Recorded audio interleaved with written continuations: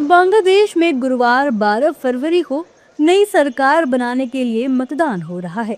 करीब 18 महीने पहले जुलाई 2024 के छात्रों के विद्रोह के बाद बांग्लादेश का ये पहला चुनाव है। छात्रों की इस बगावत ने 15 साल से शासन कर रही शेख हसीना को सत्ता से बेदखल कर दिया था। शेख हसीना को प्रधानमंत्री पद से इस्तीफा देकर देश छोड़ना पड़ा था और मोहम्मद यूनुस के नेतृत्व में एक अंतरिम सरकार बनी थी। यूनुस के नेतृत्व वाले अंतरिम शासन ने कहा कि वह स्वतंत्र, निष्पक्ष और शांतिपूर्ण चुनाव कराने के लिए प्रतिबद्ध है। सरकार बनाने के लिए मतदान करने आए फर्स्ट टाइम वोटर्स ने अपनी बात रखी और बताया कि वो क्या चाहते हैं। I want to see a person with progressive mentality, a person with good ethics and leadership skill to come in the country. And overall, it's my first coming to give the vote, and I was quite excited. And altogether, I want a person with progressive mentality alongside leadership skills as well. Yeah, it's my first vote. Yeah.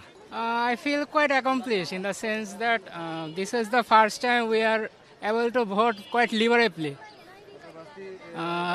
There was the previous election where I cast my first vote, but this was the first time we could do it without any hesitation. Any party we decided to put our trust on. I'm feeling very good. I'm feeling very positive. This is my first vote. I've casted my vote this time for the first time, and this was a very good experience. I'm very happy.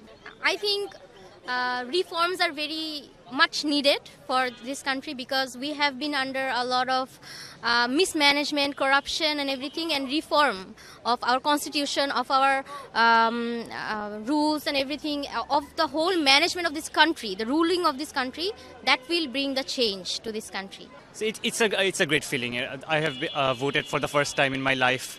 You know, I'm almost 27, but I didn't have the chance to vote in the last fascist regime for 17 years in this country. So it's a great feeling after all. I got to decide. The first step is obviously to choose the right person to represent us, and that's why I'm here right now. And also reformation is very important. That's why I voted yes in the referendum. And this is how this is the first step in change, and we, the young generation, we have played a vital role in the July Revolution, and we will keep playing the same role by choosing our representatives, our proper representatives, and playing each and every one of our special role in our society to help reforming this country. Bangladesh में मतदान को लेकर चुनावी प्रतिक्रिया आ रही हैं। BJP और उनके साथी दल वहां एक अच्छी सरकार बनाने की बात कह रहे हैं। देखिए, बांग्लादेश क्योंकि हमारा पड़ोसी देश है और जिस तरह से वहाँ पर जो हालात हैं, जुल्म और जुर्म के जल्लादी जानवरों का जंगल बन गया है, उसमें एक संवेदनशील सरकार, एक अच्छी सरकार हो जो कि वहाँ के लोगों के सरोकार को सुरक्षित रख सके और साथ ही साथ जो है वो वहाँ के अल्पसंख्यकों की भी सुरक्षा कर सके, आनी चाहिए। Let's wait and watch. जबकि विपक्षी नेता भी वहां एक अच्छी सरकार बनाने की बात कर रहे हैं और हिंदुओं पर होने वाले हिंसा को लेकर सरकार पर हमलावर हैं। मैं उम्मीद करती हूँ ये इलेक्शन के माध्यम से एक स्थायी सरकार वहाँ पे बनेगी। प्रजातंत्र का फिर से जो वो होते हैं, प्रिंसिपल्स होते हैं, वो वहाँ पे लागू होंगे। सभी को जो इक्वल राइट्स बांग्लादेश में होते थे और उसका सम्मान किया जाता था, किया जाएगा। पर दुख इस बात का होता है कि माइनॉरिटी हिंदूज पे लगातार हमले हो रहे थे, टारगेटिंग हो रही थी, उनकी हत्या कर रहे थे, उनकी लिंचिंग हो रही थी।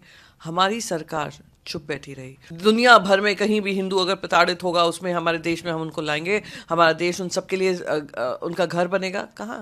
कहाँ गए वो वादे इरादे? देखिए, बांग्लादेश को हम लोग बचपन से पढ़ते हैं, अमार सोनार बांग्ला वाला। जब पूरी रीजन की मैं बात करूं, वो अपने साहित्यिक गतिविधि, अपनी रचनात्मक शैली के बारे जानी जाती थी। आज बांग्लादेश में जो हालात, अगर विशेषकर अल्पसंख्यकों के प्रति जो रवैया है, वहाँ भी जिस प्रकार फैनेटिज्म हावी हो गई है, मैं आज जरूर कहना चाहूँगा कि एक लोकतांत्रिक वहाँ पर पद्धति से लोग निर्वाचित हो और एक, क्योंकि पड़ोसी हमारा देश है, तो वहाँ शांति बहाल हो और लोग एक बेहतर विकल्प चुन पाए। ये हम पूरी उनकी शुभकामनाएं हैं।